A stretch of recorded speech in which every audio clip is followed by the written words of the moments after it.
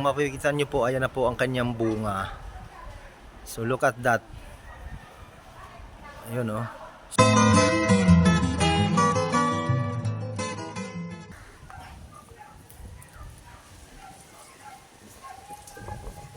So mga ka-Watch and Learn, ito na naman po tayo. So meron na naman po tayong bagong ituturo sa inyo kung paano po natin mabilis pabubungahin ang ating tanim na papaya. But before anything else, please don't forget to subscribe my YouTube channel, Sir Abeo. Hit the notification bell para updated po kayo sa mga video ng upload. Please don't skip my ads.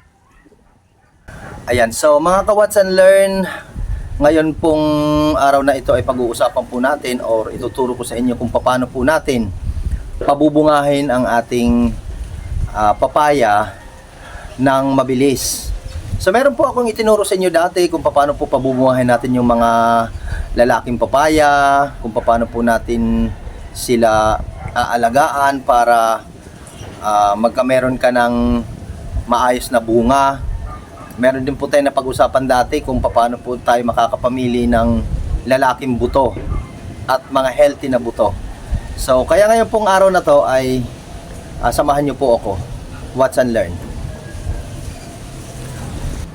So kung inyo pong makikita, itong papayang ito po ay medyo, ayan, namumulaklak lang po siya na namumulaklak, pero medyo bata pa siya.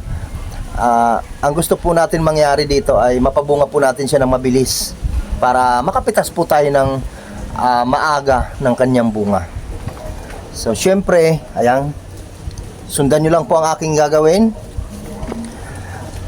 Syempre po, una po natin gagawin mga ka-Watch and Learn ay kailangan lang po natin ng dalawang stick ulit. So ang dalawang stick na to ay gagamitin natin at saka yung gulok. So kung mapupunan ninyo ay maliit pa naman po talaga siya, pero mapapabilis po natin ang kanyang pagbunga sa pamamagitan ng ating gagawin. So una po natin gagawin ay baakin lang po natin.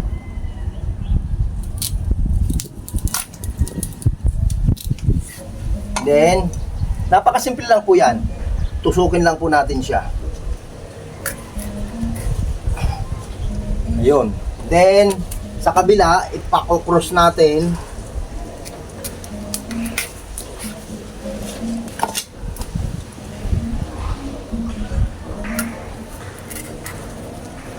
So pa-cross po ang ating ginawa.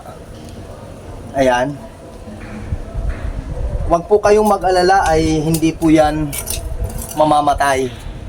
So kung iniisip nyo na baka mamatay po ang ating papaya, so ganito lang po yung kasimple. Ilalapit ko lang. Yan po ang ating proseso ngayon. Ang ating puno ng papaya ay ating tinusukan ng dalawa. At kung mapupunan nyo, ang kanyang mga bulaklak ay hindi pa po nagpapakita na siya ay makakabuo. Pero dahil po dun sa ginawa natin, mabilis po yan mamumunga, mga ka-Watch and Learn. Kaya trust the process. Ayan. So after 2 weeks, titingnan natin kung ano na po ang mangyayari sa kanya. Ayan, or 1 month after. So watch and learn. Yun. So mga ka-Watch and Learn, ganun lang po siya kasimpleng gawin. Hindi po siya mahirap gawin. Basta yan lang po ang gagawin mo ay kumuha ka lang ng dalawang kahoy at tusukin mo. Then after 1 month, titignan natin kung ano po ang nangyari sa kanya. Kung makakapitas po ba tayo ng bagong bunga or yung bunga niya o hindi. So let us trust the process and watch and learn. So mga ka-Watch and Learn, kumusta na po kayo? Ito po ang ating continuation po ng ating vlog po tungkol sa ating mabilis na pagpapabunga po ng puno ng papaya. So after po 1 month, ipakikita ko na sa inyo kung ano po yung naging result po ng ating ginawa. So kung natatandaan niyo po, ang ating ginawa ay tinusok po natin ang puno ng papaya ng dalawang kahoy para po mabilis po siyang bumunga. So ito na po ang naging result niya after 1 month. Watch and learn. So ito na po mga ka-watch and learn. Tingnan niyo na po. Ito po yung ating tinusok na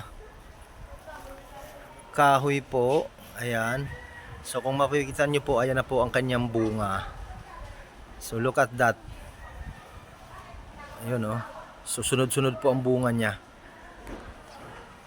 Ayan. So ganun lang po kasimple siya. Garantisado na po yan. So ito po yung ating dalawang tusok po.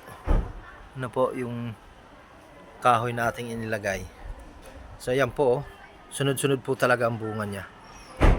So sana po may natutunan po tayo sa ating simpleng pamamaraan para po mapabunga natin ng mabilis ang ating puno ng papaya. So maraming salamat po sa pagsama. Ayan po, after 1 month. So dun po sa mga subscribers ko, sa mga nanonood po ng aking mga vlog, maraming salamat po. At sa inyong suporta. So hanggang sa susunod pong kaalaman, please don't forget to subscribe my YouTube channel. Meron po tayong mga isa-shout out ang aking kumpare, si paring Renji Yape, si Sarinomel Farm Vlog, Kuya Nord TV, si Ate Lovely, at yung iba pong mga subscribers po na hindi ko naman kay Sarinomel Farm Vlog. Maraming salamat po. Bye-bye.